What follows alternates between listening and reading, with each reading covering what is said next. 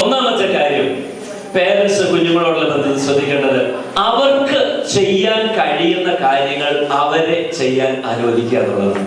Number 1, അവർക്ക് ചെയ്യാൻ കഴിയുന്ന കാര്യങ്ങൾ അവർക്ക് ചെയ്യാൻ അനുവദിക്കുക എന്നുള്ളതാണ്. മോനെ, നിന്റെ പേരെന്നാ? ഉടനെ അപ്പുറത്ത് നിന്ന പേരന്റ് പറയുകയാണ്, ഇവന്റെ പേര് ഡെറിക്ക്. മോൻ എത്രാം ക്ലാസ്സിലാണ് പഠിക്കുന്നത്? അവൻ 4ലാണ് പഠിക്കുന്നത്. പിന്നെ മോൻ ഇഷ്ടമുള്ള കാര്യങ്ങൾ എന്നൊക്കെ അവന് എന്തെങ്കിലുമൊക്കെ വായിച്ചോണ്ടിരിക്കാൻ, പിന്നെ ഫുൾ ടൈം ഫോണിൽ, അതാണ് അവന്റെ ഇഷ്ടം. ആരോടാ ചോദിച്ചേ? മോനോട്. ആൻസർ പറഞ്ഞത് ആരാ? പേരന്റ് ആൻസർ പറഞ്ഞത്. അപ്പൊ കുറേ അധികം കാര്യങ്ങൾ, കുഞ്ഞുങ്ങൾ ചെയ്യാൻ താല്പര്യപ്പെടുന്ന കാര്യങ്ങൾ. അടുത്ത സ്ലൈഡിലോട്ട് കേട്ടോ. കുഞ്ഞുങ്ങൾ ചെയ്യാൻ താല്പര്യപ്പെടുന്ന കാര്യങ്ങൾ കുഞ്ഞുങ്ങൾക്ക് ചെയ്യാൻ അനുവാദം കൊടുക്കാതെ പേരന്റ് തന്നെ ചെയ്യാറുണ്ട് കുറേ അധികം കാര്യങ്ങൾ. അത് വലിയ അബദ്ധമാണ്. കുഞ്ഞുങ്ങൾക്ക് അവരവർ ചെയ്യേണ്ട കാര്യം അവരവർക്ക് ചെയ്യാനുള്ള അനുവാദം കൊടുക്കുക, അനുവദിക്കുക. അതിൽപ്പെട്ട കാര്യങ്ങൾ എന്തൊക്കെയാണെന്ന് ഞാൻ എഴുതി വെച്ചിട്ടുണ്ട്. ഒന്ന്, ഹോംവർക്ക്. ഹലോ, ഹോംവർക്ക് ആര് ചെയ്യേണ്ടതാ? കുട്ടികൾ ചെയ്യേണ്ടതാ. മിക്കവാറും എല്ലാം പേന ഇരിക്കുന്ന ആരുടെ കയ്യിലാ? പേരന്റിന്റെ കയ്യിലാ. ഈ കുട്ടിക്ക് വേണ്ടി ഏറ്റവും അധികം ബാധിച്ചത് കോവിഡിന്റെ സമയത്താ. പരീക്ഷ എഴുതി കൊടുത്ത് പാസ്സാക്കി നടക്കുവാരാ? അമ്മയാ. സത്യസന്ധമായിട്ട് ഒന്ന് ഓർത്തു നോക്കിയേ, കോവിഡിന്റെ സമയത്ത് എത്ര പേര് സൈഡിൽ നിന്ന് കുഞ്ഞിന് ഓൺലൈനിൽ എക്സാം നടത്തിയപ്പം എടാ അതല്ലടാ ഇതാന്ന് പറഞ്ഞു കൊടുത്തവർ എത്ര പേരുണ്ട്? സത്യസന്ധമായിട്ട് കൈ താത്തി കിട്ടോ? പൊക്കണ്ട, കൈ താത്തി ഇട്ടാ മതി. ഇവിടേക്ക് ഉണ്ട്. അങ്ങനെയുള്ള ഒരു കൈ താത്തി ഇട്ടാ മതി, ആരെ കാണിക്കണ്ട. അപ്പം നമ്മൾ കുഞ്ഞുങ്ങൾ ചെയ്യേണ്ട പല കാര്യങ്ങളും നമ്മളായിട്ട് കുഞ്ഞുങ്ങൾക്ക് വേണ്ടി ചെയ്തു കൊടുത്ത് നമ്മൾ ബുദ്ധിമുട്ടിപ്പിക്കാറുണ്ട്. ID card. ചില പേരൻസ് എന്നെ വിളിച്ചു പറയാറുണ്ട്, സാറേ ഇന്നവൻ ID കാർഡ് എടുക്കാതെ വന്നത്, മൈനസ് മാർക്ക് കൊടുത്തേക്കരുതേ. എന്തിനാ ഈ മൈനസ് മാർക്ക്? അവൻ ID കാർഡ് എടുക്കാതെ വന്നാൽ അവന് മൈനസ് മാർക്ക് കൊടുത്താൽ നാളെയെങ്കിലും അവൻ ID കാർഡ് എടുക്കണമെന്നുള്ള ബോധ്യത്തിലേക്ക് വരും. എന്നാൽ പേരന്റ് ഇങ്ങനെ പൊതിഞ്ഞു വെച്ചാലുള്ള സ്ഥിതി എന്താ? നാളുകളിൽ അവൻ കുറച്ചുകൂടെ വലുതായി കഴിയുമ്പം അവന് സ്വന്തമായി അവന്റെ കാര്യങ്ങൾ ചെയ്യാൻ പ്രാപ്തിയില്ലാത്ത ഒരു കുഞ്ഞായിട്ട് അവൻ മാറും. ടൈം ടേബിൾ അനുസരിച്ച് പുസ്തകം എടുത്തു വെക്കണം. മുമ്പേ ഓൾറെഡി ടീച്ചർ സംസാരിച്ചു കഴിഞ്ഞു. ആരെടുത്തു വെക്കണ്ടേ? LKG ആയിക്കോട്ടെ, നിങ്ങൾ എടുത്തു വെച്ചോ. ഒരു UKG എത്തുമ്പോഴേക്ക് അവന്റെ അല്ലെങ്കിൽ അവളുടെ ടൈം ടേബിൾ അവനവൻ നോക്കി എടുത്തു വെക്കാനുള്ള പ്രാപ്തി ആർക്ക് വേണം? ഒരു കുഞ്ഞിനുണ്ടാകണം. പിന്നെ അവന്റെ ബുക്ക് കവർ ചെയ്യുന്നത്, അവന് ഭക്ഷണം കൊടുക്കുന്നത്. വലിയ സ്നേഹം നമുക്ക് കൂടുമ്പോൾ ആഴ്ചയിൽ ഒന്നോ ഇല്ല മാസത്തിലൊന്നോ വാരിക്കൊടുത്ത് അങ്ങ് ഭക്ഷണമൊക്കെ വായിലേക്ക് വാരി 6ാം ക്ലാസ്സിൽ 7ാം ക്ലാസ്സിനെയും കൊച്ചിന് കൊടുക്കുന്ന ഓക്കെ നല്ലതാണ്, നിങ്ങളുടെ സ്നേഹം പ്രകടിപ്പിക്കുന്നതിന്. പക്ഷേ സ്വയമായി ഭക്ഷണം കഴിക്കാൻ അവനെ പ്രാപ്തനാക്കണം. അവൻ കഴിക്കുന്ന പാത്രം അവനോടുള്ള സ്നേഹം നിമിത്തം അമ്മ കഴുകി വെക്കും, നല്ല കാര്യമാണ്. പക്ഷെ ഇവിടെ LKG ക്ലാസ്സിൽ ഓണം കഴിഞ്ഞാൽ LKGയിലെ കുട്ടികൾ അവര് തന്നെ പാത്രം കഴുകണമെന്നാണ് ട്രൂ ലൈറ്റിലെ നിയമം. എന്താ കാരണം എന്നറിയാമോ? അവനവൻ കഴിക്കുന്ന പാത്രം അവനവൻ കഴുകാനുള്ള ഒരു ബോധ്യം കുഞ്ഞുങ്ങളിൽ ഉണ്ടാകണം. അത് വീട്ടിലെ സ്ത്രീകൾക്ക് മാത്രം വെച്ചിരിക്കുന്ന പണിയാണെന്നുള്ള ബോധ്യം മാറണം. മറിച്ച് ഞാൻ കഴിക്കുന്ന പാത്രം ഞാൻ കഴുകുന്നത് തെറ്റില്ല എന്ന ബോധ്യത്തിലേക്ക് അവൻ എത്തണം. ഹലോ, കേൾക്കുന്നുണ്ടോ? എത്തണം. അപ്പോ ഒരുവിധപ്പെട്ട പല കാര്യങ്ങളും കുഞ്ഞുങ്ങൾക്ക് പകരം നമ്മൾ ആൻസർ പറയുന്നതാകട്ടെ, കുഞ്ഞുങ്ങൾ ചെയ്യേണ്ട പല കാര്യങ്ങളും നമ്മൾ ഏറ്റെടുത്ത് ചെയ്യുന്നതാകട്ടെ, വ്യക്തമായ ഒരു പേരന്റ് മനസ്സിലാക്കേണ്ടത് അവനെ മണ്ടനാക്കി മാറ്റാൻ ഞാനും നിങ്ങളും മുൻകൈ എടുക്കുകയാണെന്നാണ് അതിനർത്ഥം. ക്ലിയർ? ഒന്നാമത്തെ പോയിന്റ് എന്താ പറഞ്ഞ? ചമ്മാനമുണ്ട്. ഇനി ചമ്മാനം പറയുന്നവർക്ക് ചമ്മാനമുണ്ട്. അവർ ചെയ്യേണ്ടത് അവർ തന്നെ ചെയ്യണം. അപ്പം നമ്മുടെ PTA സെക്രട്ടറിക്ക് സമ്മാനം കിട്ടി.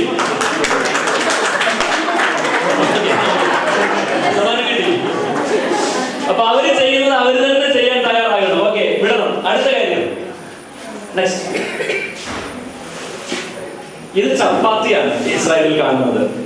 എനിക്ക് ഓർമ്മയുണ്ട്, ഞാൻ കോളേജിൽ പഠിച്ച സമയത്ത് വർക്ക് സ്കോളർഷിപ്പ് എന്ന് പറയുന്നൊരു പരിപാടി ഉണ്ടായിരുന്നു.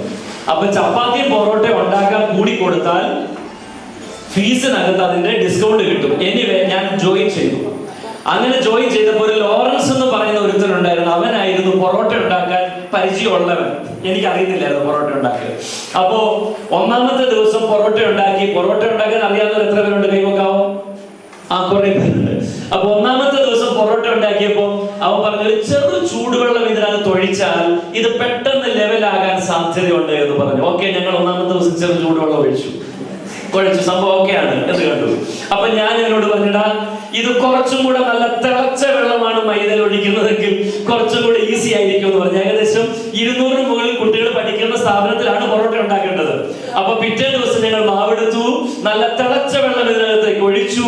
അത് കഴിഞ്ഞ് പരിപാടി നോക്കിയപ്പം സ്വീറ്റ്ന എന്ന് പറയുന്ന ഐറ്റം കഴിച്ചിട്ടുണ്ടോ? സ്വീറ്റ്ന, ഓക്കെ, അതിന്റെ മധുരമില്ലാത്ത സ്വീറ്റ്നയുടെ അവസ്ഥ എന്തോ ഇതായിരുന്നു അന്ന് രാത്രിയിലത്തെ ഡിന്നറിന്റെ അവസ്ഥ എന്ന് പറയുന്നത്. കാരണം ഇത് മൊത്തം പശയായി പോയി, ഒന്നും ചെയ്യാൻ പറ്റാതെയായി പോയി. അങ്ങനെയാണ് എന്റെ പൊറോട്ട ജീവിതം തുടങ്ങിയത് കോളേജിൽ പഠിച്ച കാലത്ത്. ഞാൻ പറഞ്ഞു വരുന്നത്, ഈ പൊറോട്ടയും ചപ്പാത്തിയൊക്കെ ഉണ്ടാക്കാൻ വേണ്ടി മാവ് കുഴയ്ക്കുന്ന സമയത്ത് ഈ മാവ് നമ്മുടെ കയ്യിലുള്ള ടൈമായത്. നമുക്ക് എങ്ങനെ വേണമെങ്കിലും കുഴയ്ക്കാം.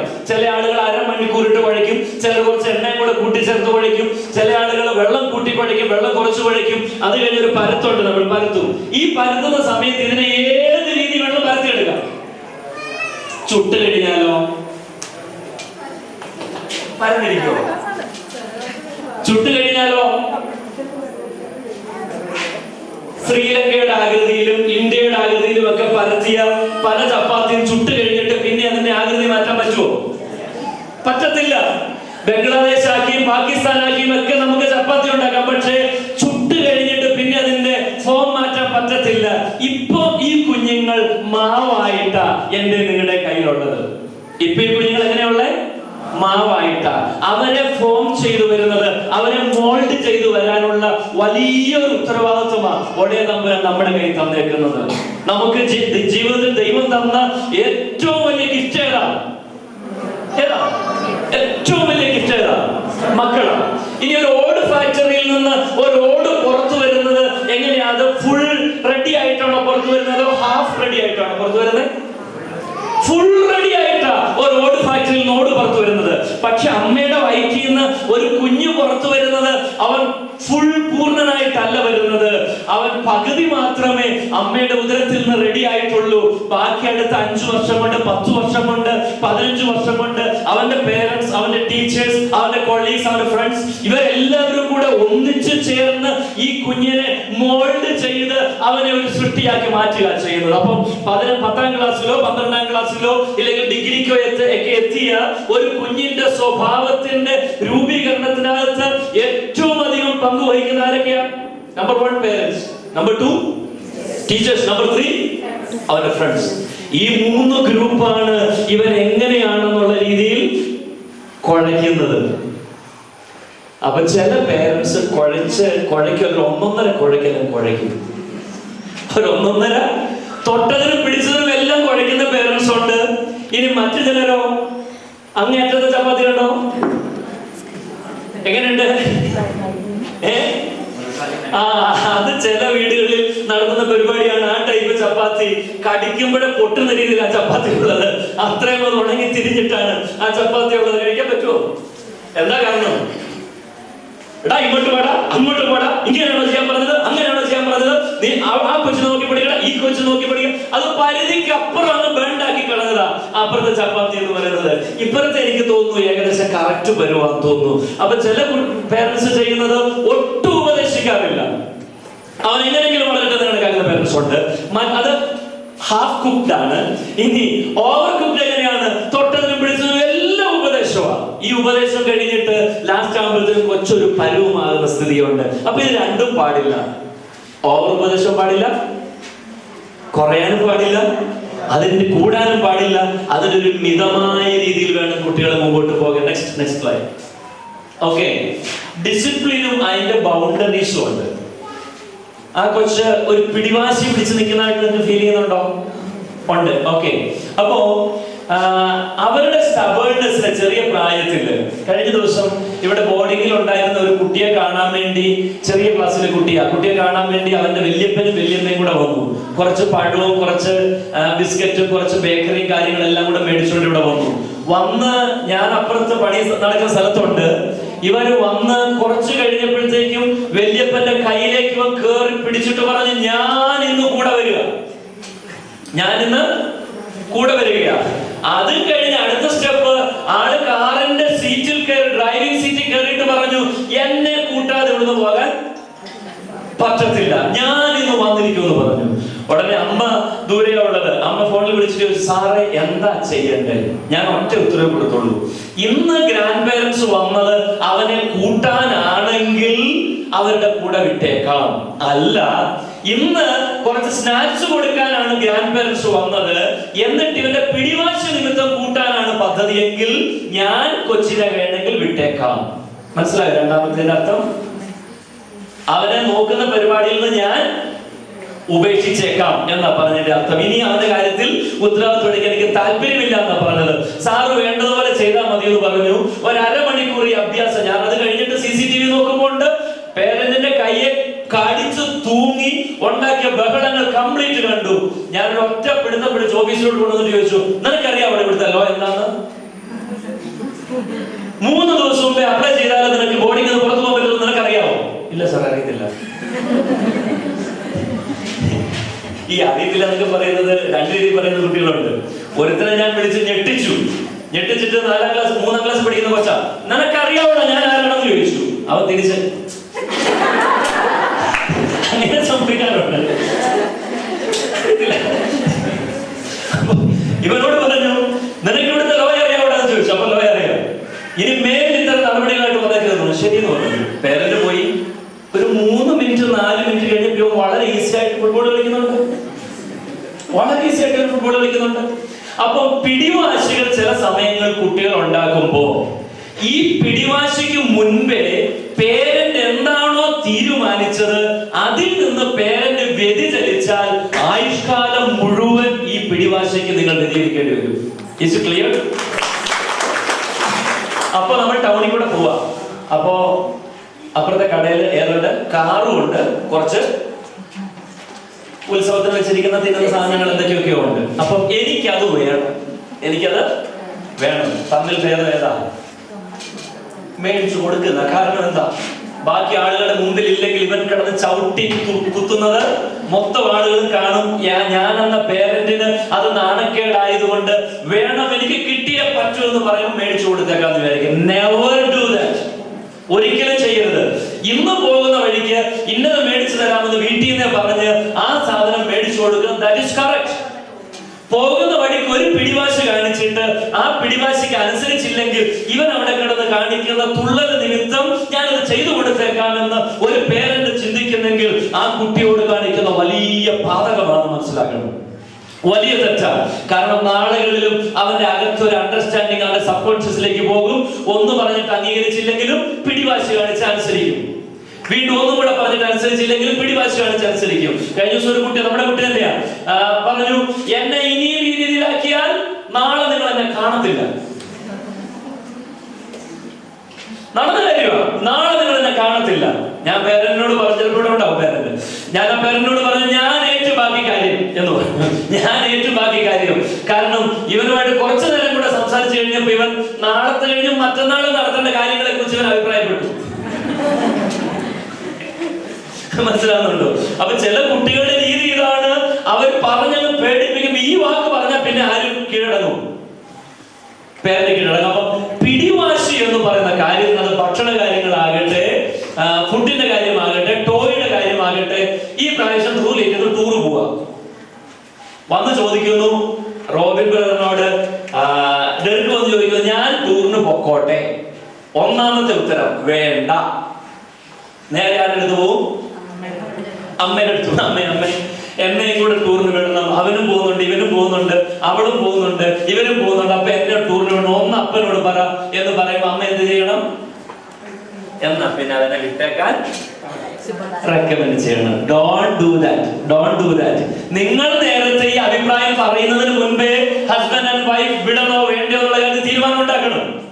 അത് കഴിഞ്ഞിട്ട് പിന്നെ അവരും ഇവരും ഒക്കെ കൂടെ ഒരുമിച്ച് ചേർത്ത് അവൻ കുറെ ചോദിച്ചു കഴിയുമ്പോൾ അനുവദിക്കുമ്പോൾ അവന്റെ അകത്തൊരു ബോധ്യം വരികയാണ്, ഞാൻ കുറെ ശാഠ്യ പിടിച്ച കാര്യം നടക്കും, ഇവര് കീഴടങ്ങും. ഞാൻ പറയട്ടെ, കുഞ്ഞു വളർന്ന് വലുതാകും തോറും ഈ ഒരു തെറ്റായ ധാരണ നിങ്ങളെ കുറിച്ച് കുഞ്ഞിന്റെ അകത്ത് വരും. Don't do that. അടുത്ത point, each child is unique. Never compare your child with siblings, neighbors or friends. Comparison damage self-esteem. ഓരോ കുഞ്ഞും യുണീക്കാണ്. ഓരോ കുഞ്ഞും യുണീക്കാണ്. യുണീക്ക് എന്ന് പറഞ്ഞാൽ എന്താ? ഇതും കൂടെ തീർന്നാൽ പിന്നെ വംശനാശം സംഭവിച്ചതൊക്കെ നമ്മൾ ചിലരെ കുറിച്ച് പറയാറില്ലേ? ഇതും കൂടെ ഒറ്റ ഒരെണ്ണം കൂടെ ലോകത്തുള്ളൂ, ഇതും കൂടെ തീർന്ന വംശനാശം സംഭവിച്ചതൊക്കെ പറയാറുണ്ട് എന്നെ കുറിച്ച് ആഗ്രഹം. അപ്പോ എന്ന് പറഞ്ഞ രീതിയിൽ നമ്മുടെ ഓരോ കുട്ടിയും യുണീക്കാണ്. നമ്മൾ മിക്കവാറും പറയും, എടാ അപ്പുറം നിന്നെ ചിലപ്പം തമ്മിൽ സംസാരിക്കും. ഇപ്പം ധന്യെ ഞാനുമായിട്ട് സംസാരിക്കുമ്പോൾ ധന്യ പറയുക, നിഹാര നല്ല മിടുക്കിയായിരുന്നു, പക്ഷെ തനുസ് അത്രയും അങ്ങ് എത്തിയിട്ടില്ല. ഇല്ലെങ്കിൽ തിരിച്ച്, നിഹാര ഈ പ്രായത്തിൽ ഒന്നും ചെയ്യുമായിരുന്നു, പക്ഷെ തനുസ് എല്ലാം നോർമലായിട്ട് ചെയ്യാൻ പഠിച്ചു കേട്ടോ, അവൻ നല്ല പ്രാപ്തിയുണ്ട്. ഇത് എന്നോട് ഒറ്റയ്ക്ക് പറഞ്ഞ ഓക്കെയാ, എവിടുന്ന് പറയല്ലേ? നിഹാരയുടെയും തനുഷിന്റെയും കൂടെ മുൻപിൽ നിന്ന് ഈ വർത്തമാനം പറഞ്ഞാൽ ഓട്ടോമാറ്റിക്കലി ഏത് താഴോട്ട് പോകും? അതിൽ പുറകിലാണെന്ന് പറഞ്ഞയാളുടെ സെൽഫ് എസ്റ്റീം പുറകോട്ട് പോകും. അവന് ഒരു ഇന്റർവ്യൂ അറ്റൻഡ് ചെയ്യാൻ നേരത്ത്, ഒരു കാര്യം പ്രധാനപ്പെട്ട ചെയ്യാൻ നേരത്ത് അവന്റെ കൈ വിറയ്ക്കും, കാല് വിറയ്ക്കും, അവനത് ശരിയാവണ്ണം ചെയ്യാൻ പറ്റാത്ത സ്റ്റേജിലേക്ക് വരും. അപ്പം ഒരിക്കലും നിങ്ങളുടെ കുട്ടിയെ സ്കൂളിലെ തൊട്ടപ്പുറത്തിരിക്കുന്ന ബെഞ്ചിലെ കുട്ടിയായിട്ടും സ്കൂളിലെ പഠിക്കുന്ന കുട്ടിയായിട്ടും പഠിക്കാത്ത കുട്ടിയായിട്ടും മറ്റു പലരുമായിട്ട് കമ്പയർ ചെയ്തുകൂടാ. നിങ്ങൾക്ക് അറിയാവുന്ന ഒരു ഉദാഹരണമല്ലേ, കാട്ടില് ആർക്കാ കപ്പാസിറ്റി ഉള്ള ഒരു മത്സരം നടത്തിയത് അറിയാവോ? കാട്ടിലെ മൃഗങ്ങളെ എല്ലാം കൂടെ ഒരുമിച്ച് കൂട്ടിയിട്ട് ഒരു മത്സരം നടത്തി, നിങ്ങളിൽ ഏറ്റവും കഴിവുള്ളത് ആർക്കാണെന്ന് നോക്കാൻ പോവുക. അപ്പൊ മത്സരം ഇതാണ്, ഈ നിൽക്കുന്ന മരത്തിന്റെ ഏറ്റവും ടോപ്പിൽ കയറണം. ആന വന്നു നോക്കി, നടക്കുന്നുണ്ടോ? ഇല്ല. സിംഹം വന്നു നോക്കി, നടക്കുന്നുണ്ടോ? ഇല്ല. പുലി വന്നു, രക്ഷയില്ല. ലാസ്റ്റ് കൊരങ്ങൻ എന്ത് ചെയ്തു? വളരെ ഈസി ആയിട്ട് മുകളിൽ കയറി. അപ്പൊ മത്സരം ഇതായിരുന്നു. അപ്പൊ ഇങ്ങനെ ഒരു പ്രഖ്യാപനം നടത്തി, ഈ കാട്ടിലെ ഏറ്റവും ശക്തനായ ആളാരാ? കൊരങ്ങൻ. Is it correct? ഉടനെ സിംഹം അല്ലെ മത്സരം നടത്തിയ ആള് സിംഹത്തെ നോക്കിയിട്ട് പറയുക, എടാ നീയൊക്കെ കൊരങ്ങനെ നോക്കി പഠിക്കടാ. അവനോട് പറഞ്ഞ പാടെ അവൻ കേറിയ കയറ്റം കണ്ടില്ലേ, അങ്ങ് മുകളിലെത്തിയത് കണ്ടില്ലേ, നീ ഇപ്പോഴും അവിടെ നിൽക്കുക. കാട്ടിലെ രാജാവാണെന്നും പറഞ്ഞ് ഈ കുടുംബത്തിലേതാണെന്നൊക്കെ പറഞ്ഞിട്ട് നീ ഇപ്പോഴും എവിടെയാ?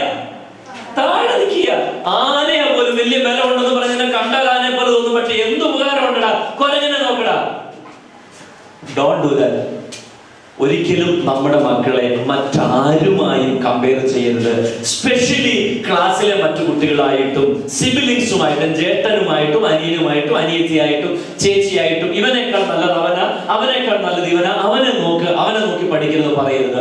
ഓരോ കുട്ടിയെയും ദൈവം ഈ ഭൂമുഖത്തേക്ക് അയച്ചിട്ടുണ്ടെങ്കിൽ, ഒരു കുഞ്ഞിന് ദൈവം ഈ ഭൂമുഖത്ത് നിങ്ങളുടെ കുടുംബത്തിനകത്ത് ജന്മം നൽകിയിട്ടുണ്ടെങ്കിൽ, അവനാൽ മാത്രം സാറ്റിസ്ഫൈ ചെയ്യാൻ കഴിയുന്ന ഒരു സ്പോർട്ട് ലോകത്തിലുണ്ട്. അവനാൽ മാത്രം, ഇല്ലെങ്കിൽ അവളാൽ മാത്രം കൈകാര്യം ചെയ്യാൻ പറ്റുന്ന ഒരു സ്പോർട്ട് ലോകത്തിലുണ്ടെന്ന്. ഒരു സ്പോർട്ട് ഉണ്ടെന്ന്. അവിടെ ബീബസിന്റെ സസ്പെൻഷന്റെ അവിടുത്തെ എന്തോ ഒരു സാധനം പൊട്ടിപ്പോയി, നന്നാക്കാൻ പോയേക്കാം. അപ്പോ അത് ഈ വലിപ്പത്തിലുള്ള ഒരു നട്ടോ ബോൾട്ടോ നട്ടാണെന്നിരിക്കട്ടെ. ഇതിന് നട്ടെന്നാണോ പറയുന്നത്, ബോൾട്ട് എന്നാണോ? ഈ നീളമുള്ള ബോൾട്ട്, ഈ നീളത്തിലുള്ള ഒരു ബോൾട്ട് ആണെന്നിരിക്കട്ടെ. ആ ബോൾട്ട് അതിന് പകരം കുറച്ചും കൂടെ വണ്ണമുള്ള ഒരു ബോൾട്ട് അങ്ങ് അവിടെ അടിച്ചു കയറ്റാന്ന് ചോദിച്ചാൽ കയറുവോ? കയറത്തില്ല. അതിനെ കഴിഞ്ഞ് കുറച്ചുകൂടെ ചെറിയ ബോൾട്ടായ കയറുവോ? വണ്ണം കുറഞ്ഞതായാൽ കയറത്തില്ല, എക്സാക്ട് ഫിറ്റ് ആകത്തില്ല. കുറച്ചുകൂടെ നീളം കൂടിയതായാൽ അത് മുറുക്കാൻ പറ്റുമോ? പറ്റത്തില്ല. അങ്ങേ സൈഡിൽ പോയി തട്ടും, മുറുക്കാൻ പറ്റത്തില്ല. നീളം കുറഞ്ഞതാണെങ്കിൽ അതിൽ നട്ടിടാൻ പറ്റുമോ? പറ്റത്തില്ല. അപ്പോ ആ എക്സാക്ട് നട്ടിന് മാത്രമേ ക്ലിയറായി അവിടെ പെർഫോം ചെയ്യാൻ പറ്റത്തുള്ളൂ. അപ്പോ നമ്മുടെ ഓരോ കുഞ്ഞും വേൾഡിൽ ഏതോ എക്സാക്ട് സ്പോട്ടിന് വേണ്ടി സ്പെഷ്യലി ഡിസൈൻഡ് ആണ്. മനസ്സിലാവുന്നുണ്ടോ? ആ സ്ഥലത്തേക്ക് പറ്റുന്ന nobody else in the entire world, ഈ ലോകത്ത് ആ സ്പോട്ടിലേക്ക് അതുപോലെ പറ്റുന്ന മറ്റൊരുത്തനുമില്ല, ഒരുത്തയുമില്ല. ആ എക്സാക്ട് സ്പോട്ടിന് വേണ്ടി ഡിസൈൻഡ് ആയിട്ടാണ് ദൈവം ഈ കുഞ്ഞിനെ ഇങ്ങോട്ട് വിട്ടേക്കുന്നത്. അപ്പോഴാണ് നമ്മൾ പറയുന്നത്, എടാ ആ വണ്ണമുള്ള ബോൾട്ടിനെ പോലെ, ഇച്ചിരി കൂടെ നീളം കുറഞ്ഞ ബോൾട്ടിനെ പോലെയും മറ്റേതുപോലെ ഇതുപോലെയും ആകാൻ നമ്മൾ അവനെ നിർബന്ധിക്കുന്നു. അപ്പോ മനസ്സിലാക്കുക, അവനെ സ്പെഷ്യലി ഡിസൈൻഡ് ആണ് ഒരു പർട്ടിക്കുലർ പർപ്പസിന് വേണ്ടി. നിങ്ങൾ ഏതും മതത്തിൽ വിശ്വസിച്ച ദൈവം ഈ കുഞ്ഞിനെ നിങ്ങളുടെ കയ്യിൽ തന്നിരിക്കുന്നത് ആ സ്പെഷ്യൽ പർപ്പസിലേക്ക് വേണ്ടിയാണ്. ആ സ്പെഷ്യൽ പർപ്പസിന് വേണ്ടി അവനെ മോൾഡ് ചെയ്യാനാണ് നമ്മുടെ ഉത്തരവാദിത്വം എന്ന് പറയുന്നത്. അപ്പോ കമ്പയർ ചെയ്യുന്നത് എന്താകും? സെൽഫ് എസ്റ്റീമിനെ താത്തു. ഇതുവരെയുള്ള പോയിന്റ് കൃത്യമായി പറയുന്നവർക്ക് സമ്മാനമുണ്ട്. നമ്പർ 1,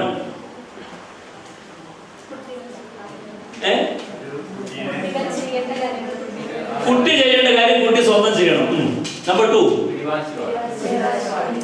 രണ്ടുപേർ കൂടി സമ്മാനം തരേണ്ടി വരും. പിടിവാശി പാടില്ല. യുണീക്കാണ് മൂന്നാമത്തെ. ഓക്കെ, അവിടെ കിട്ടിയതായതുകൊണ്ട് പറയാം. ഓക്കെ, അടുത്ത കാര്യം അണ്ടർസ്റ്റാൻഡിങ് ദെയർ ഇമോഷൻസ്. ഞാൻ 10ാം ക്ലാസ്സിന്റെ 9ാം ക്ലാസ്സിൽ ഒരു കഥ പറഞ്ഞായിരുന്നു. ഇപ്പോഴത്തെ പോലെ മൊബൈലൊന്നും ഇല്ലാത്ത സമയത്ത് ഒരു ചെറുക്കനും പെണ്ണും തമ്മിലേ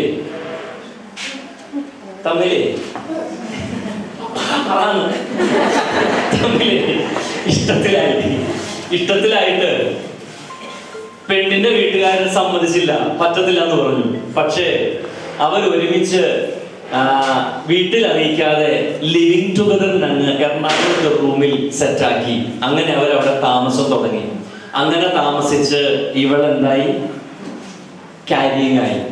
ഇങ്ങനെ ക്യാരിങ് ആയ സമയത്ത് വീട്ടിലറിഞ്ഞു പറഞ്ഞു, ഇനി ഞങ്ങൾക്ക് ഇങ്ങനെ ഒരു മകളില്ല, മേലിൽ വീട്ടിൽ തിരിച്ചു കയറിയേക്കരുതെന്ന് പറഞ്ഞു.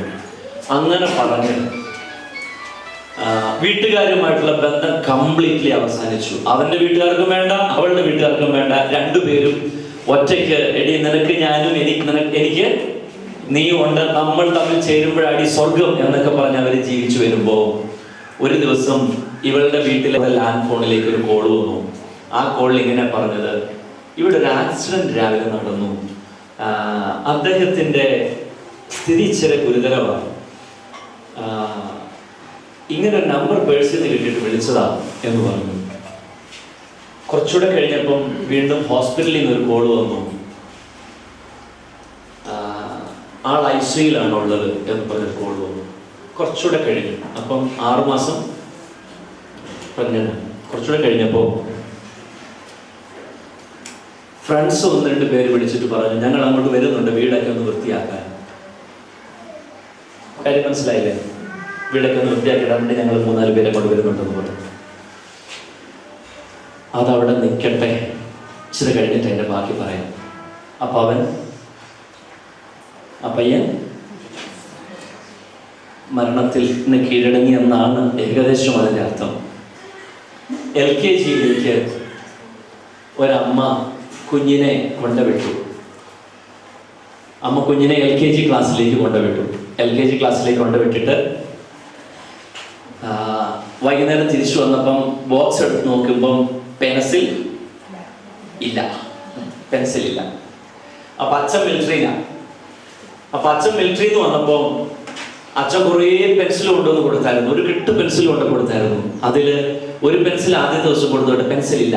2ാമത്തെ ദിവസം വിട്ടു, മേഴ്സിങ്സ് ആണ് ക്ലാസ് ടീച്ചർ. തിരിച്ചു വന്നപ്പോ ഏതില്ല? പെൻസിൽ ഇല്ല. 3ാമത്തെ ദിവസം വിട്ടു, ഏതില്ല?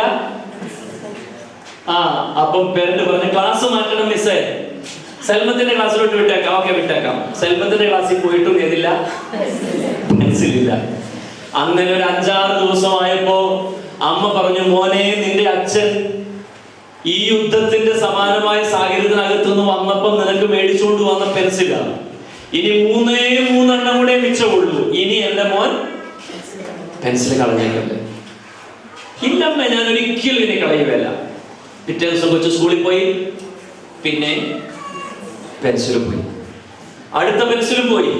അവസാനം ഒറ്റ പെൻസിൽ മാത്രം മിച്ചമുണ്ട്. അമ്മ വൈകുന്നേരം കൊച്ചു വന്നപ്പോഴേ പറഞ്ഞു, മോനെ ഇനി ആകപ്പാടെ ഒറ്റ പെൻസിലേ ഉള്ളൂ. ഈ പെൻസിൽ പോയി എന്ന് പറഞ്ഞാൽ അതിനർത്ഥം നിന്റെ അച്ഛൻ പോയി എന്നാണ്. അതുകൊണ്ട് ഈ പെൻസിൽ നീ കളഞ്ഞിട്ട് വരരുത്. ഈ പെൻസിൽ നീ കാണുമ്പം ഇത് നിന്റെ അമ്മയാണെന്ന് നീ ഓർത്തോണം. ഈ പെൻസിൽ കളഞ്ഞിട്ട് വരരുത്. രാവിലെ കൊച്ചു എഴുന്നേറ്റ പാടെ എല്ലാം പാക്ക് ചെയ്ത കൂട്ടത്തിൽ അമ്മ പറഞ്ഞു, മോനെ ഈ പെൻസിൽ എന്ന് പറഞ്ഞ ആരാ? ഇതെന്റെ അച്ഛനെ. ഇല്ലമ്മ, ഞാൻ ഒരിക്കലും കളയത്തില്ല. അങ്ങനെ രാവിലെ സ്കൂളിൽ വന്നു, ഇവിടെ വാതൊക്കെ കൊണ്ടുവന്നു അമ്മ സ്കൂട്ടിക്ക് കൊണ്ടുവന്നിട്ട് വിട്ട് കുഞ്ഞിങ്ങ് വരുന്നവരെ കൈയൊക്കെ കാണിച്ചു കൊടുത്തിട്ട് കുഞ്ഞിങ്ങോട്ട് കയറാൻ നേരത്ത് പറഞ്ഞു, മോനെ പെൻസിൽ ഞാൻ കളയുമല്ലോ അമ്മ എന്ന് പറഞ്ഞു. അങ്ങനെ പിള്ളേരെല്ലാം 11 മണിയാകുമ്പോൾ ഭക്ഷണമൊക്കെ കഴിച്ചു, ഉറങ്ങാൻ തുടങ്ങാൻ വേണ്ടി മേഴ്സി മിസ് വിളിച്ചോണ്ട് പോകാൻ തുടങ്ങിയപ്പോൾ കൊച്ചു പറഞ്ഞു, എന്റെ ബാഗ് കൂടി എടുക്കണം. എങ്ങോട്ട് പോകുമ്പോ? ഉറങ്ങാൻ പോകുമ്പോ. കാരണം എന്താ? പെൻസിൽ അതിനകത്തുണ്ട്. അവിടെ വെക്കണം എന്റെ ബാഗ്, നീ ബാഗ് കൊണ്ടാണ് ഉറങ്ങാൻ പോകുന്നത്. മിസ് അവിടെ വെപ്പിച്ചു. അപ്പൊ കൊച്ചെന്ന് ചോദിച്ചാൽ ഈ പെൻസിൽ പതുക്കെ ആ ബാഗിന്റെ അറ്റത്തോട്ട് നീട്ടി വെച്ചിട്ട് ഇപ്പുറത്ത് പോയി കിടന്ന് ഉറങ്ങി. അപ്പൊ ഇടയ്ക്കിടയ്ക്ക് നോക്കും, പക്ഷെ കുറച്ച് കഴിയുമ്പോൾ കൊച്ചൊന്ന് മയങ്ങിപ്പോയി. തിരിച്ചു വന്നപ്പോ പെൻസിലില്ല. അവനാകെ സങ്കടമായി. അപ്പോ ഞാൻ അതിലെ പോയപ്പോ എന്നോട് പറഞ്ഞു, സാറേ എന്റെ പെൻസില് പോയി, നിനക്ക് വേറെ പെൻസിൽ നാളത്തേക്ക് മേടിച്ചു തരാടാ പോ എന്ന് പറഞ്ഞ് ഞാനും ആ വഴിക്ക് പോയി. വൈകുന്നേരമായി. ദേശീയഗാനം അത് ഞാൻ വേണ്ട ഗ്രൂപ്പിൽ ഇടാൻ കേട്ടോ. ഇന്നലെ LKG കൊച്ചു പാടി ദേശീയഗാനം. അപ്പോ ദേശീയഗാനം പാടുന്ന സമയമായി. അമ്മ താഴെ പാലത്തിന്റെ അടുത്ത് വന്ന് കുഞ്ഞിന് വേണ്ടി വെയിറ്റ് ചെയ്യുക.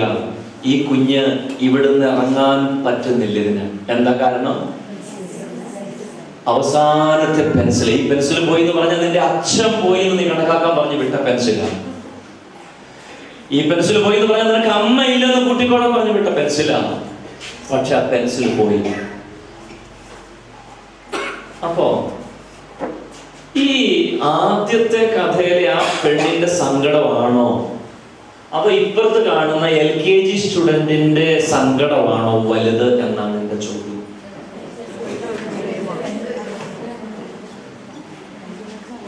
ചമ്മാനുണ്ടോ? ഏതാ വലുത്? കൊച്ചിന്റെ വലുതെന്ന് ചിലർ പറയുന്നുണ്ട്. അവള് കാര്യം ആണ്. വീട്ടിലോട്ട് ചിന്തിച്ച് കയറാൻ പറ്റുമല്ലേ? കൊച്ചിന്റെ തന്നെയാണെന്നാണ് നമ്മുടെ PTA പ്രസിഡന്റ് പറയുന്നത്. ആരുടെ സങ്കടം വലുത്? രണ്ടുപേരുടെയും വലുതാണെന്നാണ് ചിലർ പറയുന്നത്. ആനയ്ക്ക് അങ്ങനെ കണ്ടു പറയില്ലേ, ചുമട് ഭാരം കുറുകിന് അരിഭാരം, ആനയ്ക്ക് തടി ഭാരമൊന്നും അല്ലെ, അങ്ങനെ കണ്ടു ചൊല്ലില്ലേ?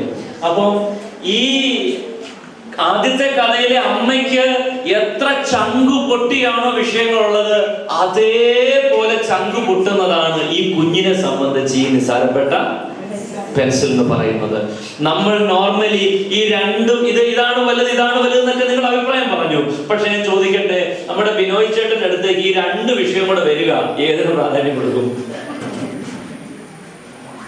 ഒരു ഭാഗത്ത് നിന്ന് ഇതേ ബുദ്ധിമുട്ടിൽ ഭാര്യ വരുന്നു, മറുഭാഗത്ത് കൊച്ചി ഇതേ ബുദ്ധിമുട്ടിൽ വരുന്നു. ഒരിക്കലും രണ്ടും ഒരേ രീതിയിൽ വരിക. ഭാര്യയല്ല, മറ്റേ സ്ത്രീ, സ്ത്രീ അവൻ വരികയാണ്. ഇപ്പുറത്ത് കൊച്ചും വരുവാണ്. എന്നാ പറയും? അവിടെയാണ് വിഷയം.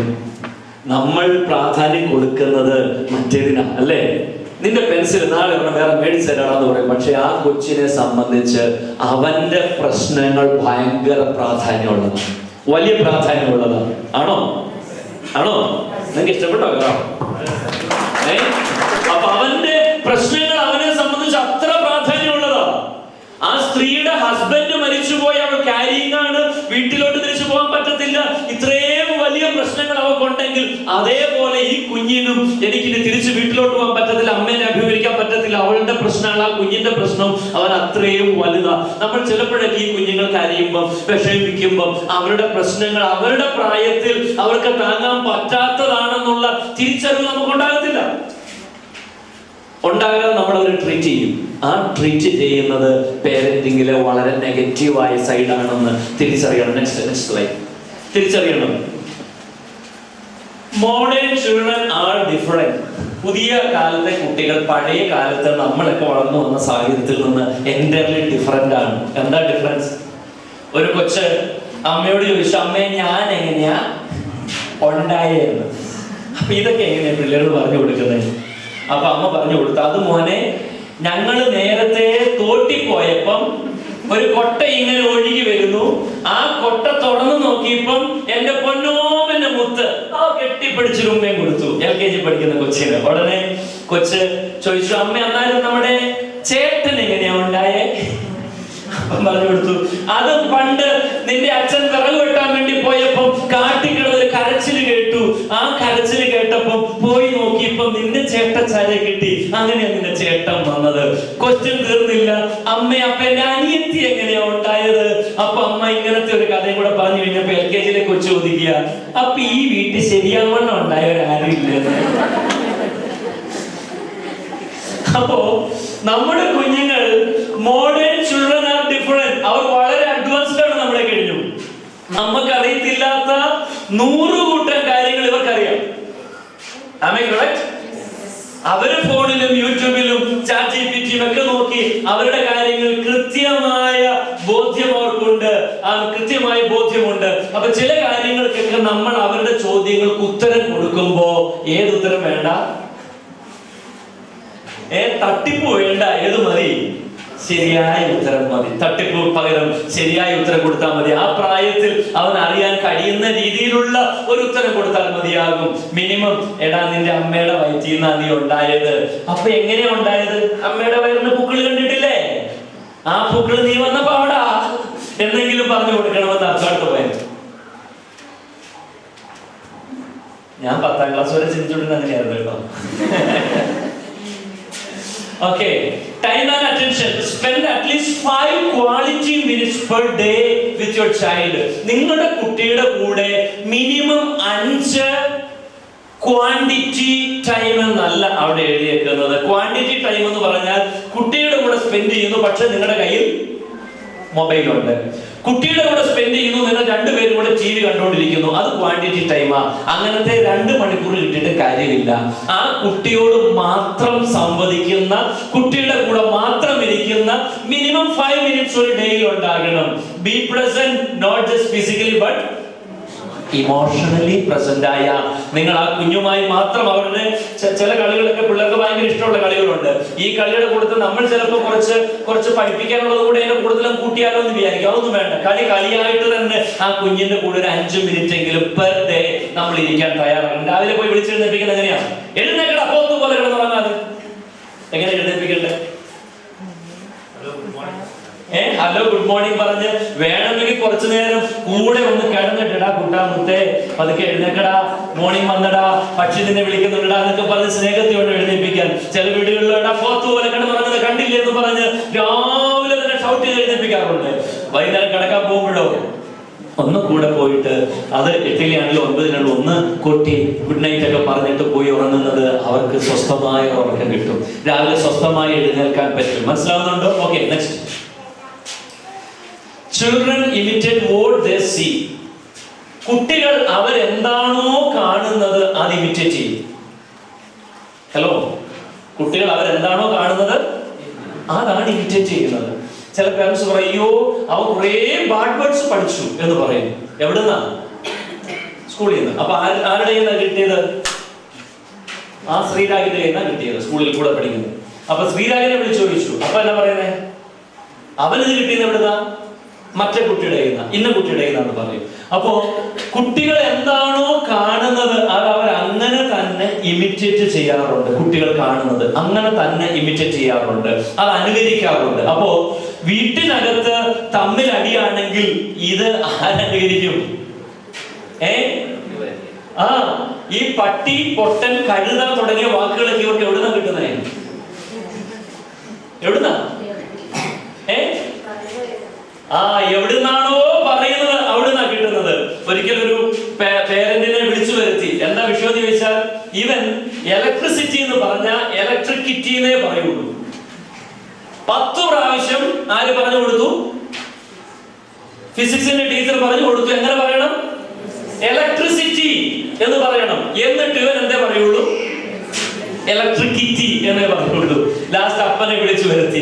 ഇതാണ് ഇവിടുത്തെ വിഷയം. ഇവരോട് ഇലക്ട്രിസിറ്റി എന്നൊന്ന് പറയാൻ നിങ്ങൾ പറഞ്ഞു നോക്ക് എന്ന് പറഞ്ഞ പാടെ അപ്പം പറയുകയാണ് അത് പറയാനുള്ള കപ്പാസിറ്റി അവന് ഇല്ല. ഇത് എവിടുന്നാ പഠിച്ചു വരുന്നേ? എവിടുന്നാ പഠിച്ചു വരുന്നേ? വീട്ടിലെ ഇവിടെ അച്ഛനെ കെട്ടിപ്പിടിക്കുന്നത് പറഞ്ഞപ്പോ. ഓക്കെ, അപ്പോ എന്താണോ അവർ കാണുന്നത് അതാണ് അവർ ഇമിറ്റേറ്റ് ചെയ്യുന്നത്. സോ നല്ലത് മാത്രം കാണിക്കാൻ ശ്രമിക്കുക. വീട്ടിൽ നമുക്ക് ഹസ്ബൻഡും വൈഫും തമ്മിൽ അല്പം അനവസരങ്ങളൊക്കെ ഉണ്ടെങ്കിൽ അതില്ലാത്ത വീടുകളിൽ ഒന്ന് കൈവക്കാവോ? ഒരിടത്തെ ഒന്ന് രണ്ടിടത്തേ ഉണ്ട്, ബാക്കി എല്ലായിടത്തും എന്തെങ്കിലുമൊക്കെ അനവസരങ്ങൾ ഉണ്ടാകും. അത് മക്കളുടെ മുമ്പിൽ വെച്ച് വേണ്ടാന്ന്, മക്കളുടെ മുമ്പിൽ വെച്ച് ആയിക്കൂടാന്ന്. അടുത്ത സബ്ജക്റ്റിലേക്ക് പോകാം. അപ്പൊ ഇതുവരെ പറഞ്ഞത് സമ്മാനം പെട്ടെന്ന് പറയണം. നമ്പർ 1, 2, 3. എഴുന്നേറ്റ് പറഞ്ഞു.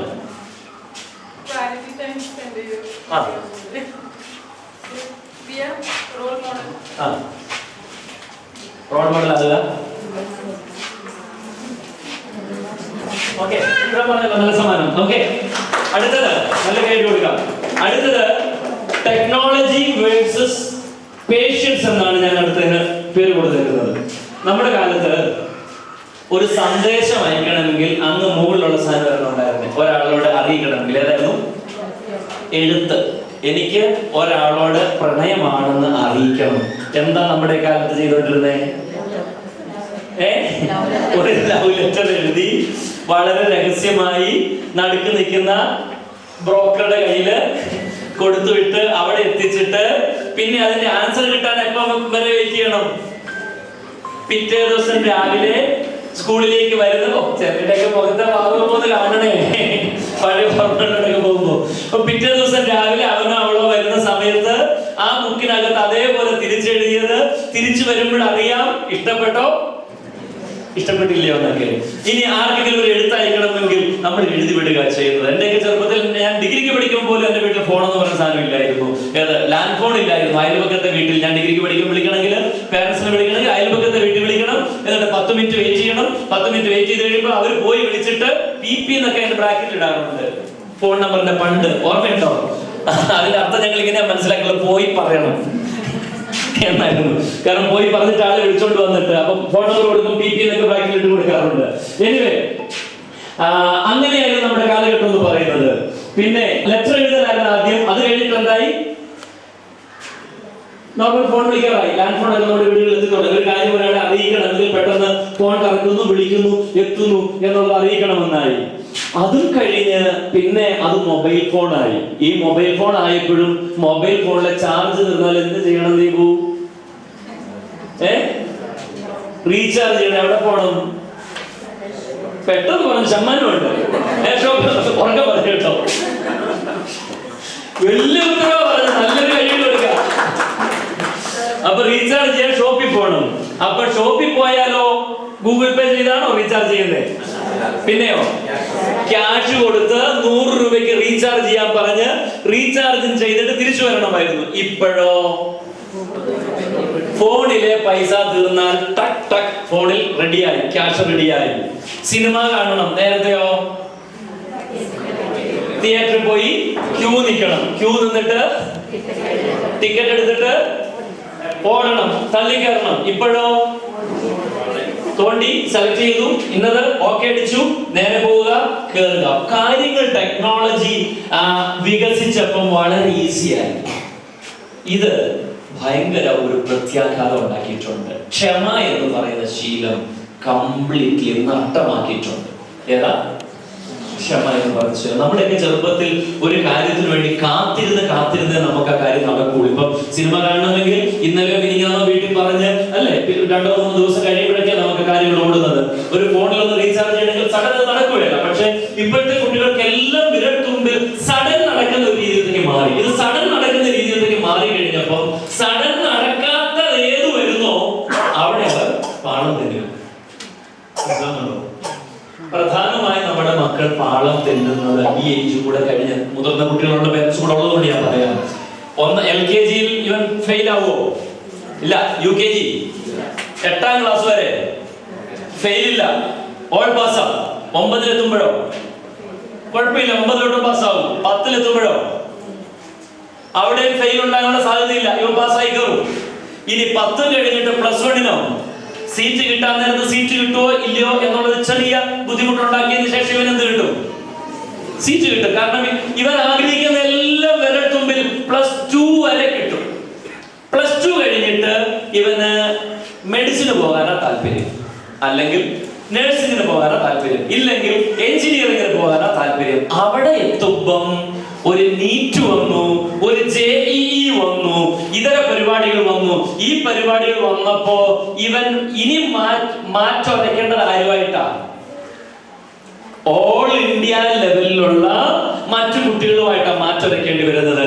അപ്പോഴിവന്റെ അഡ്മിഷൻ എഴുതി. എന്തിനു വേണ്ടി എഴുതിയത്? റാങ്ക് മേടിക്കാൻ വേണ്ടി നീറ്റ് എഴുതി റാങ്ക് മേടിക്കാൻ വേണ്ടി നോക്കുമ്പോ എന്താ കിട്ടിയത്? കട്ടി പാസ്. അതിന് തൊട്ട് മുമ്പ് വരെയോ ട്രൂലിറ്റ് ഇംഗ്ലീഷ് സ്കൂളിലോട്ട് വന്നപ്പോ എന്റെ കൊച്ച എങ്ങനെയുണ്ട് എന്ന് ചോദിച്ചപ്പോ ഇവിടുന്ന് അജിത് സാറും ടീച്ചർമാരും പറഞ്ഞത് എന്തായിരുന്നു? അയ്യോ നല്ല കുഞ്ഞാന്നായിരുന്നു പറഞ്ഞത്, നല്ല മിടുക്കനാന്നായിരുന്നു പറഞ്ഞത്. ഇപ്പൊ എന്ത് പറ്റി? ഹലോ, അതിൽ ക്വാളിഫൈഡ് ആകാതിരുന്നപ്പം ചെറുപ്പം തൊട്ടേ ഇവന്റെ സ്വപ്നം ഒരു എഞ്ചിനീയർ ആകാനായിരുന്നു. ചെറുപ്പം തൊട്ടേ ഇവന്റെ സ്വപ്നം ഒരു നേഴ്സ് ആകാനായിരുന്നു. ചെറുപ്പം തൊട്ടേ ഇവന്റെ സ്വപ്നം ഒരു ഡോക്ടർ ആകാനായിരുന്നു. ആ ഒരു ലെവലിൽ എത്തിക്കഴിയുന്നിടം വരെ ഒട്ടും കഠിനാധ്വാനം ചെയ്യാതെ ഇവന് കയറാൻ കഴിഞ്ഞിട്ട് 17, 18, 19 വയസ്സിലെത്തുമ്പം സഡനായി ഒരു പിടുത്തം പിടിക്കപ്പെടുമ്പം കുഞ്ഞുങ്ങൾ ഏതിലേക്ക് പോകുന്നറിയാവോ? More than 15% of the students അവർ ഡിപ്രഷനിലേക്ക് പോകുന്നുണ്ട്. ഇന്ത്യയിലെ കണക്കാണ് പറഞ്ഞത്. 15% കുഞ്ഞുങ്ങൾ ഡിപ്രഷൻ ലെവലിലേക്ക് പോകുന്നു. കാരണം ഇതുവരെ ആശിച്ചതെല്ലാം സെക്കൻഡ് കിട്ടിക്കൊണ്ട് വന്നിട്ട് ഈ ഒരു ടൈമിൽ എത്തുമ്പോഴത്തേക്ക് കംപ്ലീറ്റ് ഡൗൺ ആകുന്നു. കാരണം 1 കോടി പേര് ഇടുന്നതിൽ എത്ര പേർക്ക് കിട്ടുള്ളൂ? ഇത് 1000 എണ്ണത്തിനോ 100 എണ്ണത്തിനോ സീറ്റ് കിട്ടുന്നത്. ഈ 1 കോടിക്കകത്ത് ഈ 100 എണ്ണത്തിനകത്ത് കയറി പിടിക്കുമെന്ന് വിചാരിച്ച. കാരണം ഇതുവരെ എന്താ കൊടുത്തോണ്ടിരുന്നത്? പോസിറ്റീവ് മാത്രം കൊടുത്തോണ്ടിരുന്നു. ഞാൻ പറയട്ടെ, നെഗറ്റീവ് ഈ കുഞ്ഞുങ്ങൾ നേടണം. നെഗറ്റീവ് നേടാൻ അവർക്ക് പറ്റണം. ഇവിടുന്ന് മാർക്ക് നെഗറ്റീവ് കൊടുക്കുന്നതിനെ കുറിച്ച് ഓൾറെഡി ടീച്ചർ പറഞ്ഞു. ഞാൻ ID കാർഡിന്റെ കാര്യം പറഞ്ഞു. ID കാർഡ് എടുത്തിട്ടില്ല, നെഗറ്റീവ് കൊടുക്കരുത് എന്ന് വിളിച്ചു പറയുന്ന പാരന്റ്സ്. ഡെഫിനറ്റ്ലി അവർക്ക് നെഗറ്റീവ് കിട്ടണം.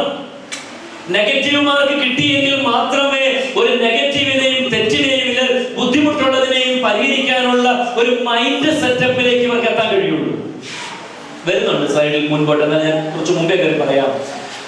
I feel lonely. എനിക്ക് കൂട്ടുകാർ ആരുമില്ല, ആർക്കും എന്നെ വേണ്ട. ആ കൂട്ടുകാരെല്ലാം അവർ സംഘം കൂടുകയാണ്. എന്റെ കൊച്ചിനെ മാത്രം ആരും കൂട്ടുകൂടാനില്ല. എന്റെ ഒരു 10ലധികം കോൾ എനിക്ക് കഴിഞ്ഞ വർഷം ഈ കാര്യത്തിൽ വന്നിട്ടുണ്ട്. നിങ്ങൾ വിളിച്ചുള്ളവരുണ്ടാവും ഇതിനകത്ത്. എന്റെ കൊച്ചിനെ മാത്രം ഒറ്റപ്പെടുത്തുന്നു, എന്റെ കൊച്ചിനോട് മാത്രം ആരും കൂട്ടുകൂടുന്നില്ല എന്നുള്ള ബുദ്ധിമുട്ടുള്ള പേരൻസ്. ഞാൻ പറയട്ടെ, 2 ഓപ്ഷൻ നിങ്ങൾക്ക് അതിനകത്തുണ്ട്. 2 ഓപ്ഷൻ. ഒന്നാമത്തെ ഓപ്ഷൻ എന്ന് പറയുന്നത്, you can directly call me or teacher. ടീച്ചറെ വിളിച്ചിട്ട് പറയണം, ടീച്ചറെ ഇല്ലെങ്കിൽ സാറേ എന്റെ കൊച്ചിനെ മാത്രം ഒറ്റപ്പെടുത്തുന്നു, അവൻ ആകെ വിഷമമാകുന്നു, എന്തെങ്കിലും ചെയ്യണം. അപ്പൊ ഞാനോ ടീച്ചറോ ചെയ്യുന്നതായിരിക്കും ഈ 4 എണ്ണത്തിനെ കൂടെ വിളിച്ചിട്ട് പറയും, മേൽ ഇതിനെ ഒറ്റപ്പെടുത്തരുത്, നിങ്ങളെല്ലാം കൂട്ടുകൂടി നടക്കണമെന്ന് പറയും. അങ്ങനെ പറയാം. അതാണ് ഒന്നാമത്തെ option. But I don't prefer that option. ആ ഓപ്ഷൻ ഞാനൊരു പേരന്റിംഗ് ക്ലാസ്സിൽ പ്രിഫർ ചെയ്യുന്നില്ല. മറിച്ച് എന്താ ചെയ്യേണ്ടതെന്ന് അറിയാമോ? എടാ, എന്തുകൊണ്ടാ നിന്നോട് അവർ കൂട്ടുകൂടാത്തതെന്ന് നീ സ്വന്തം പഠിച്ചിട്ട് നീ മാറ്റം വരുത്തി നീ ഫ്രണ്ട്സിനെ ഉണ്ടായിക്കോളാൻ പറയുന്നു. മനസ്സിലാണോ? ഒന്നാമത്തെ ഓപ്ഷൻ ഈസിയാണ്, നടക്കും, നിങ്ങളുടെ സപ്പോർട്ടോടുകൂടി നടക്കും. പക്ഷേ നിങ്ങളുടെ സപ്പോർട്ട് ഇല്ലാതെ എങ്ങനെയാണ് പരിഹരിക്കേണ്ടതെന്നുള്ള കീ അവന്റെ കയ്യിലോട്ട് കൊടുക്കണം. 4, 5, 6 പഠിക്കാൻ 3 പെൺപിള്ളേരെ ക്ലാസ്സിലുണ്ടായിരുന്നുള്ളൂ. സ്ഥിരമടിയാ 3 തമ്മില്, സ്ഥിരമടിയാ. അവൾ എന്നോട് കൂട്ടുകൂടുന്നില്ല, റോസ്മേരി എന്നോട് കൂട്ടുന്നില്ല, അവർ 2 കൂട്ട്, ഞാൻ ഒറ്റ. ഇത് തന്നെ സ്ഥിരം പറഞ്ഞുകൊണ്ടിരുന്നത്. സ്കൂള് നമ്മുടെ ആയതുകൊണ്ട് എന്ത് പറയും? എടാ കൂടടാന്നൊക്കെ പറഞ്ഞ് നമ്മള് കൂട്ടൊക്കെ ലെവലാക്കി കൊടുക്കാനുള്ള ശ്രമം നമ്മൾ നടത്തും. പക്ഷേ ഞാൻ വാസ്തവമായി പറയട്ടെ, ഇത് കുഞ്ഞുങ്ങൾ സ്വയം പര്യാപ്തരായി അവർ ഫ്രണ്ട്ഷിപ്പ് ഉണ്ടാക്കാൻ അവർ പഠിക്കണം. കഴിഞ്ഞ ദിവസം ഒരു കുട്ടി ഇതേപോലെ കംപ്ലീറ്റ് ലോൺലി ആയി വന്നപ്പോൾ ഞാൻ അവനോട് ചോദിച്ചു, എടാ എന്തുകൊണ്ടായിരിക്കും കൂട്ടുകാർ നിന്നെ ഇതേപോലെ ഒറ്റപ്പെടുത്തുന്നത്? അപ്പൊ അവന്മാര് മലയാളം പറഞ്ഞ ഞാൻ ടീച്ചറോട് പോയി പറയും, അവന്മാരുടെ തെറ്റ് ഞാൻ ടീച്ചറോട് പോയി പറയും, അതാണ് കുഴപ്പം. അപ്പൊ ഞാൻ പറഞ്ഞു, അത് നല്ല കാര്യമാണ്. പക്ഷേ ഫ്രണ്ട്ഷിപ്പിന് ഏത് പറ്റുമല്ല. കാരണം അവൻ മലയാളം പറഞ്ഞ് ഇവള് മലയാളം പറഞ്ഞ് നേരെ പോയി റിപ്പോർട്ട് ചെയ്യുന്നവരോട് ഫ്രണ്ട്ഷിപ്പ് ഉണ്ടാകുമോ? ഫ്രണ്ട്ഷിപ്പ് ഉണ്ടാകില്ല. അപ്പം അവനെ ഒറ്റപ്പെടുത്തും, അവനാണ് എല്ലാം കുഴപ്പമുണ്ടാക്കുന്നത് പറയും. അപ്പൊ എന്താണോ നിങ്ങളുടെ കുട്ടി ലോൺലി ആകാൻ കാരണം, ഒറ്റപ്പെടാൻ കാരണം എന്നുള്ളത് അവൻ തന്നെ പഠിക്കാനും അതിന്റെ കീ അവന്റെ കയ്യിൽ തന്നെ കൊടുത്ത് അവൻ തന്നെ മെച്ചപ്പെടാനുള്ള അവസരം കൊടുക്കും. ക്ലിയർ? ഓക്കെ. അടുത്ത കാര്യം എന്ന് പറയുന്നത് ഡ്രസ്സിംഗ് ആൻഡ് എക്സ്പ്ലോഷർ ആണ്. ഈ കുഞ്ഞുങ്ങളുടെ ഡ്രസ്സിംഗ് അനുസരിച്ച് ഡ്രസ്സാണ് വേണ്ടേ? സ്കൂളിൽ ഇനി യൂണിഫോം പറ്റുള്ളൂ, വേറെ ഒന്നും പറ്റൂല. ബാക്കി സമയങ്ങളുണ്ടോ?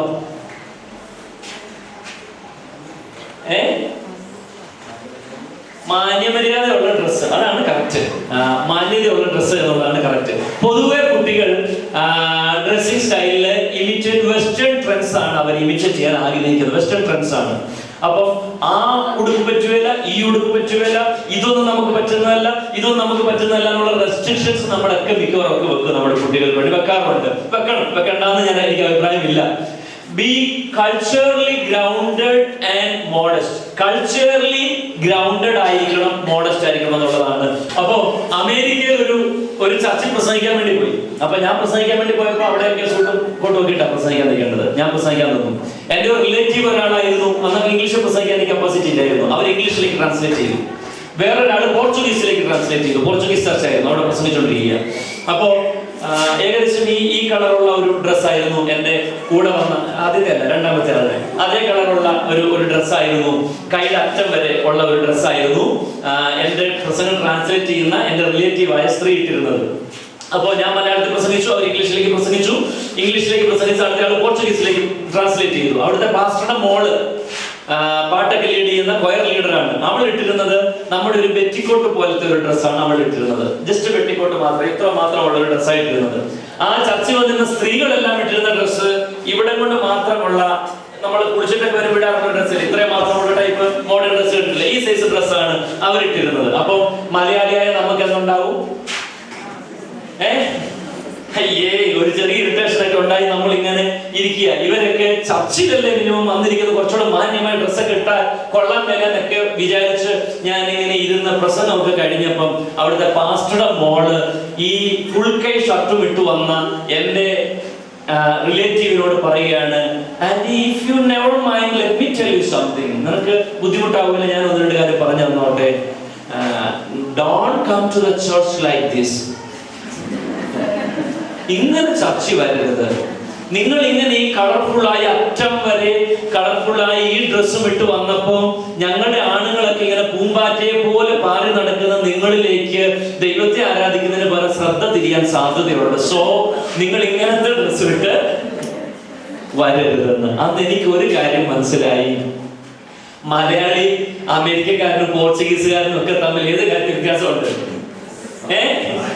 മലയാളി കാഴ്ചയുടെ കാര്യത്തിൽ വ്യത്യാസമുണ്ട്. കാരണം മലയാളിക്ക് ചർച്ചിൽ കോൺസെൻട്രേഷൻ പോകുന്നതല്ല ഫ്രഞ്ചുകാരന്റെ കോൺസെൻട്രേഷൻ പോകുന്നത്.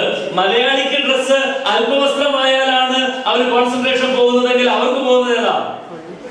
ഫുൾ ഡ്രസ് ഇട്ട് കളർഫുൾ ആയിരിക്കുന്ന ഒരാളെ കാണുമ്പോഴാണ് അമിത ആവേശം തോന്നുന്നത് എന്ന് മനസ്സിലായി. അപ്പോ ഇത് ഏതിനെ ബേസ് ചെയ്താണെന്നുള്ളതാണ് എഴുതിയിരിക്കുന്നത്. B culturally grounded and modest ആയിരിക്കണം. നമ്മുടെ കൾച്ചറിന് മാച്ച് ചെയ്യുന്ന ഡ്രസ് ആയിരിക്കണം നമ്മുടെ കുഞ്ഞുങ്ങൾ ധരിക്കുന്നത്. അതിനേക്കാൾ എക്സ്പോസ്ഡ് ആയതും അരുത്, എന്നാൽ ഓവർ അങ്ങോട്ടും മേലെ ഇങ്ങോട്ടും മേലെ എന്നുള്ളതും ആകരുത്. അതിനൊക്കെ ഒരു നടുക്കൂടെയുള്ള ലൈൻ ആയിരിക്കണം നമ്മൾ അവർക്ക് പറഞ്ഞു കൊടുക്കുന്നത്. Next, technology and screen time. ഇതൊരു പ്രധാന പഠനമാണ്. നിങ്ങൾക്കറിയാമോ, കഴിഞ്ഞ തലമുറയേക്കാൾ ഈ തലമുറയ്ക്ക് ഐക്യു കൂടുകയാണോ കുറയുകയാണോ ചെയ്യുന്നത്? ഓരോ തലമുറ കഴിയും തോറും കൂടുകയാണോ കുറയുകയാണോ? കൂടുകയാണോ കുറയുകയാണോ? കൂടുകയാണ് ചെയ്യുന്നത്. എന്റെ അപ്പനോ അമ്മയ്ക്കോ ഉള്ളതിനേക്കാൾ ഐക്യു എനിക്ക് കൂടുതലായിരിക്കും, എന്റെ മക്കൾക്ക് അതിനേക്കാൾ കൂടുതലായിരിക്കും. ഓരോ തലമുറ കഴിയും തോറും ഐക്യു കൂടിയാ വരുന്നത്, ഹൈലാ വരുന്നത്. പക്ഷെ ഒരു റീസെന്റ് ആയ പഠനം വെളിപ്പെടുത്തിയത് regular screen time studies show negative impact on IQ and attention എന്നാണ്. സ്ക്രീൻ ടൈം കൂടുന്നത് നിമിത്തം, ഇന്ത്യയിൽ തന്നെ നടത്തിയ പഠനമാണ്, സ്ക്രീൻ ടൈം കൂടുന്നത് നിമിത്തം ഈ സ്ക്രീൻ ടൈം ഉള്ളതും ഇല്ലാത്തതുമായ കുട്ടികൾ തമ്മിൽ 10% വരെ പുറകോട്ടടിച്ചു IQ എന്ന്. മനസ്സിലാകുന്നുണ്ടോ? 38-14 കുട്ടികൾ എത്രയാ?